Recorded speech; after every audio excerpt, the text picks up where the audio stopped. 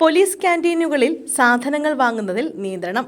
സംസ്ഥാനത്തെ പോലീസ് ക്യാന്റീനുകളിൽ സാധനങ്ങൾ വാങ്ങുന്നതിൽ നിയന്ത്രണം. GST നിരക്ക് പകുതിയായി കുറച്ചതോടെയാണ് നിയന്ത്രണം കൊണ്ടുവന്നത്. പോലീസ് ഉദ്യോഗസ്ഥർക്ക് പ്രതിമാസം ചെലവഴിക്കാവുന്ന തുകയിൽ വൻ വെട്ടിക്കുറവാണ് വരുത്തിയിട്ടുള്ളത്. കുറഞ്ഞ വിലയ്ക്ക് ക്യാന്റീനിൽ നിന്ന് സാധനങ്ങൾ എടുത്ത് മറിച്ചു വിൽക്കുന്നതും ഇതോടെ നിലയ്ക്കും.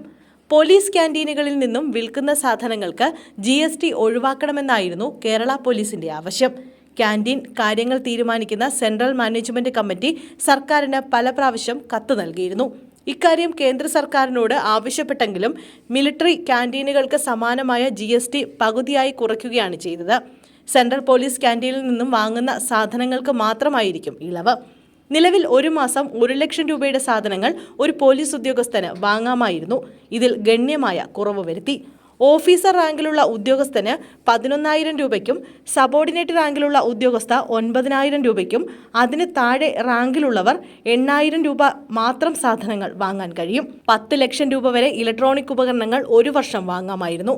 അത് 1 ലക്ഷമാക്കി നിജപ്പെടുത്തി. 4 വർഷത്തിനുള്ളിൽ 4 AC-യും 2 TV-യും മാത്രം വാങ്ങാം. ഇതിന് നിയന്ത്രണമില്ലായിരുന്നു. പുറത്തുള്ള കടകളേക്കാൾ കുറഞ്ഞ നിരക്കിലാണ് പോലീസ് ക്യാന്റീനിൽ നിന്നും സാധനങ്ങൾ വിറ്റിരുന്നത്. യഥേഷ്ടം സാധനങ്ങൾ കഴിയുമെന്ന പഴുതുമുതലാക്കി ചില പോലീസുകാർ കാർഡ് ഉപയോഗിച്ച് സാധനങ്ങൾ വാങ്ങി പുറത്ത് വില കൂട്ടി വിൽക്കുമായിരുന്നു.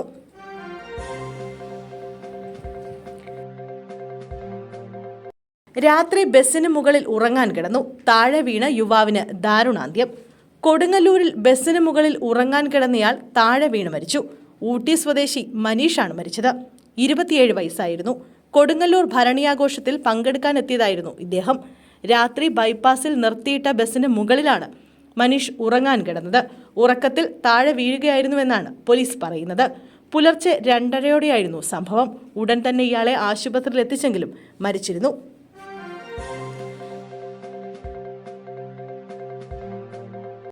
കേരള സ്റ്റോറി പ്രദർശിപ്പിക്കാനുള്ള സ്വാതന്ത്ര്യം സഭയ്ക്കുണ്ട്. ചാണ്ടി ഉമ്മൻ. ഇടുക്കി രൂപത വിവാദ സിനിമയായ കേരള സ്റ്റോറി പ്രദർശിപ്പിച്ചതിൽ പ്രതികരിച്ച് ചാണ്ടി ഉമ്മൻ MLA. കേരള സ്റ്റോറി പ്രദർശിപ്പിക്കാനുള്ള സ്വാതന്ത്ര്യം സഭയ്ക്കുണ്ട്, എന്നാൽ ഏത് സ്വീകരിക്കണമെന്ന് ജനങ്ങൾക്കറിയാമായിരുന്നു എന്നാണ് ചാണ്ടി ഉമ്മൻ പ്രതികരിച്ചത്. ദൂരദർശൻ കഴിഞ്ഞ ദിവസം കേരള സ്റ്റോറി സംപ്രേഷണം ചെയ്യുന്നതിന് തൊട്ടു തലേന്നായിരുന്നു ഇടുക്കി രൂപത വിവാദ സിനിമ പ്രദർശിപ്പിച്ചത്. കുട്ടികളുടെ വേദപഠന ക്ലാസുകൾ നടക്കുന്ന പള്ളികളിൽ കൗമാരക്കാരായ കുട്ടികൾക്ക് വേണ്ടിയാണ് ചിത്രം പ്രദർശിപ്പിച്ചത്. പ്രണയം എന്ന വിഷയത്തെക്കുറിച്ചുള്ള ക്ലാസിന്റെ ഭാഗമായിരുന്നു പ്രദർശനമെന്നാണ് വിശദീകരണം. ലവ് ജിഹാദ് യാഥാർത്ഥ്യമാണെന്നും നിലപാടെന്നും രൂപത വാദിക്കുന്നു. പ്രണയത്തെക്കുറിച്ചുള്ള ബോധവൽക്കരണത്തിന്റെ ഭാഗമായാണ് കേരള സ്റ്റോറി സിനിമ പ്രദർശിപ്പിച്ചതെന്നും കേരളത്തിൽ ഇപ്പോഴും ലവ് ജിഹാദ് നിലനിൽക്കുന്നുണ്ടെന്നാണ് സഭ നിലപാട് എന്നുമാണ് സിനിമ പ്രദർശിപ്പിച്ചതിനെക്കുറിച്ച് ഇടുക്കി രൂപത മീഡിയ കമ്മീഷൻ വിശദീകരിച്ചത്.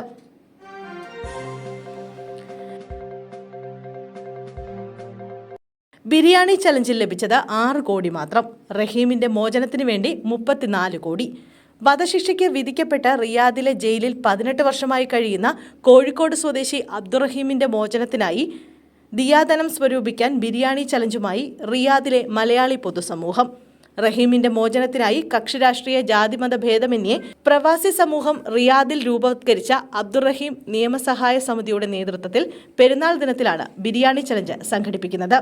ഈ ജീവകാരുണ്യ പ്രവർത്തനത്തിൽ മുഴുവൻ മലയാളി സമൂഹത്തെയും പങ്കാളികളാക്കുക എന്ന ലക്ഷ്യത്തോടെ റിയാദ് നഗരത്തിലെയും പ്രാന്തപ്രദേശങ്ങളിലെയും മുഴുവൻ ഭാഗങ്ങളിലുമുള്ള മലയാളികളെ പ്രവർത്തകർ സമീപിക്കും. 25 റിയാലാണ് ഒരു ബിരിയാണിയുടെ നിരക്ക്. ഒരാൾ മിനിമം 5 ബിരിയാണി ഓർഡർ ചെയ്യണം. മോചന ശ്രമത്തിന് റിയാദിലെ മുഴുവൻ പ്രവാസി മലയാളി സംഘടനകളും സാമൂഹിക പ്രവർത്തകരും ഒറ്റക്കെട്ടായി രംഗത്തിറങ്ങിയിരിക്കുകയാണ്. മോചനദ്രവ്യമായി ആകെ വേണ്ടത് 34 കോടി രൂപയാണ്. അതായത് 1.5 കോടി റിയാൽ.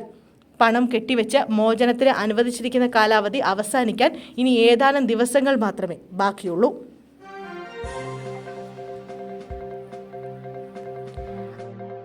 RSSന്റെ കെണിയിൽ വീഴരുത് പിണറായി.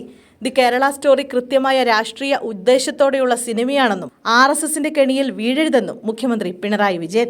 ക്രിസ്ത്യൻ രൂപതകളിൽ സിനിമ പ്രദർശിപ്പിക്കുന്ന വേളയിലാണ് മുഖ്യമന്ത്രിയുടെ പ്രതികരണം. കേരള സ്റ്റോറിയിൽ RSSന് കൃത്യമായ അജണ്ടയുണ്ട്. ഹിറ്റ്ലറുടെ ആശയം അതേപോലെ പകർത്തി വെച്ചിരിക്കുന്നവരാണ് RSSകാർ. ജർമ്മനിയിൽ ജൂതരാണെങ്കിൽ ഇവിടെ മുസ്ലിങ്ങളും ക്രിസ്ത്യാനികളുമാണ് ഇരയാക്കപ്പെടുന്നത്. RSSന്റെ കെണിയിൽ വീഴരുത്. രാഷ്ട്രീയ ഉദ്ദേശത്തോടെയുള്ള സിനിമ പ്രചരിപ്പിക്കുന്നതിന് പിന്നിൽ കൃത്യമായ ഉദ്ദേശം കാണുമെന്നും മുഖ്യമന്ത്രി പറഞ്ഞു.